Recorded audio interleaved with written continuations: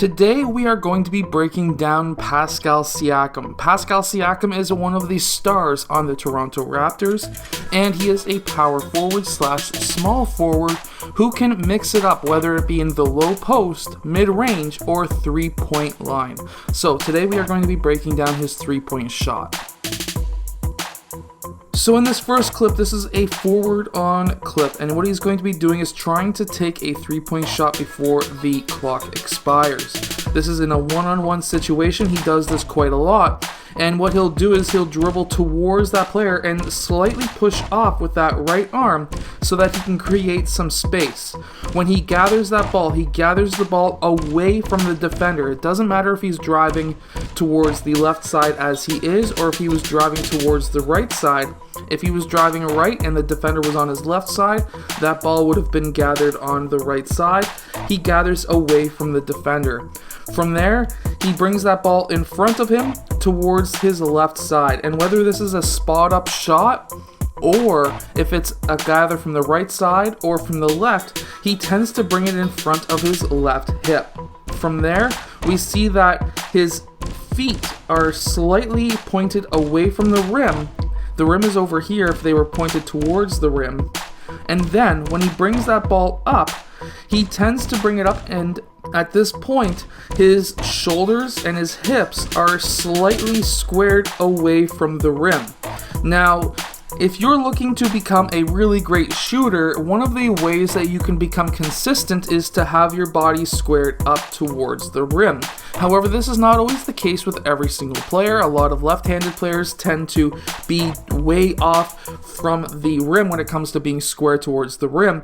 And what really does count is the arm, the elbow, the shoulder, and the wrist. Even though a lot of coaches and trainers really focus on the base, that is just going to be your consistency and your balance.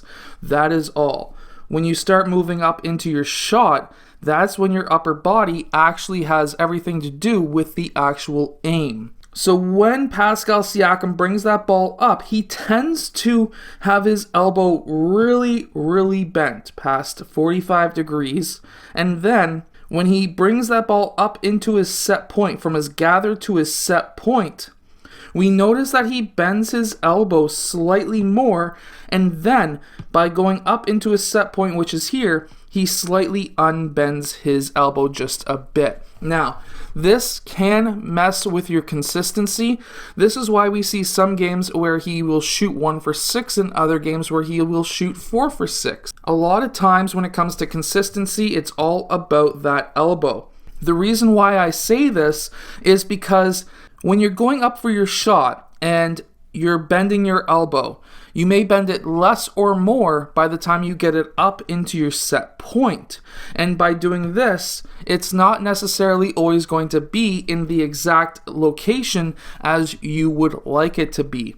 If you can go up without bending your elbow into your set point, that is going to help you become more consistent and not be a streaky shooter. In my mind, even though I am a huge fan of Pascal Siakam, I am a Toronto Raptors fan, I still say that he is an inconsistent shooter, not just because of his elbow, but we can see that in his numbers as well. Now, when it comes to his gather, I know a lot of coaches will say, well, your knees should be pointing towards the rim. Well, we don't have that. We have knees that are technically crossing.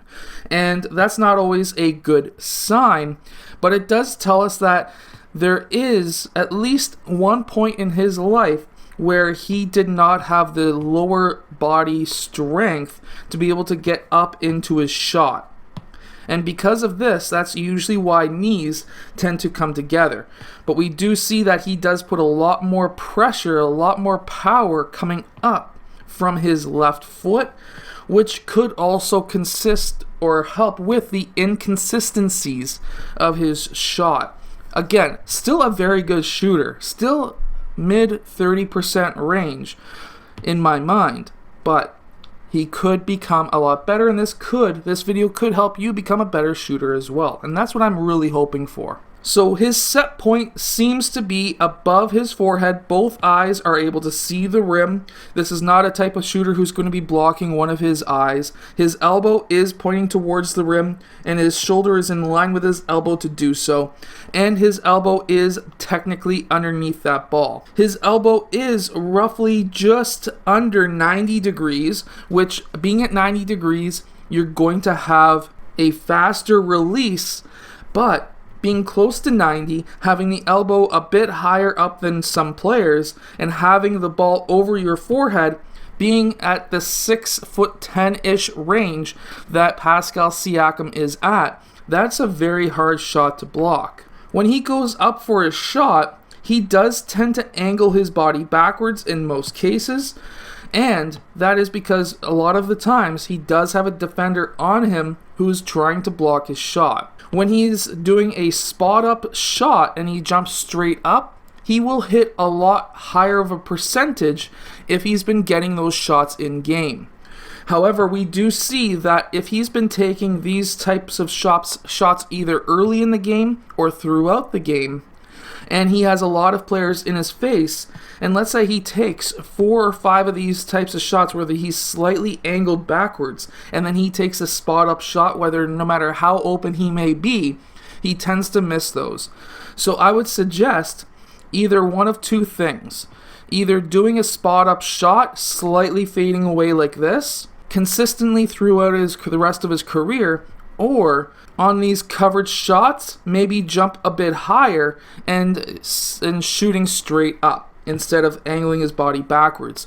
However, personally, considering how well he does shoot in this motion, I would also seriously consider him doing the exact same when he's taking a wide open shot as well. That way he can stay consistent throughout the game and not have multiple different shots between the game. The one thing I really absolutely love with his shot is the fact that his elbow is extremely high over his forehead.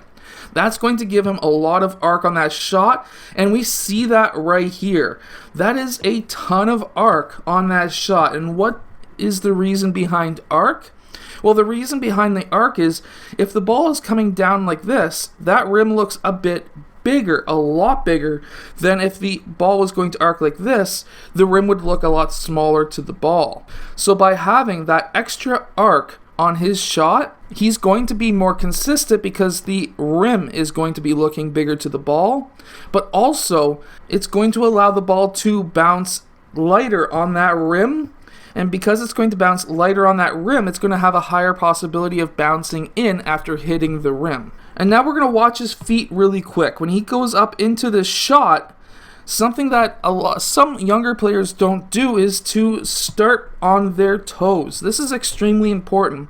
Your calves are fast twitch muscles, and because you've got fast twitch muscles there, you want to be on your toes so you can get up into your shot a lot faster. Now, the next question that some people may ask is, does he have a thumb flick like Kyrie Irving? He does not. He releases that ball first, and then we can see that that ball goes off what looks to be his middle finger or his pointer and middle finger. I was unable to get clear, close footage of that hand, so we can only guess that because he has his elbow pretty well underneath that ball, and when he releases that ball, right there, we see all 4 fingers still on it, 4 fingers, 3 fingers, and then he releases. He has a hard release, which means that his hand goes straight down. It doesn't curve like Curry's, meaning that that ball is going to have a lot of spin on that shot, but because he releases at such a high angle, it's going to still have the arc that he would need. Then if he was to shoot with Curry's soft hand, he may even get too much arc and the ball might end up short. So by having that strong release instead of that soft release with a curved hand, he will have the spin needed, but with the high release, he's going to have the arc needed as well.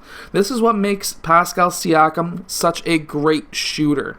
If he can be more consistent, he could be an absolute killer player in the NBA. And that's really my only take on Pascal Siakam, which is if he could get just a bit more consistent in game, which is going to come. He will become more consistent. He will be an absolute killer in the NBA. He just needs to work a little bit on the post moves a bit more, and that's about it. I hope that you have enjoyed today's video, and I will see you guys again in my next video. Coming soon. I'm going to be taking a week off over Christmas, so keep that in mind.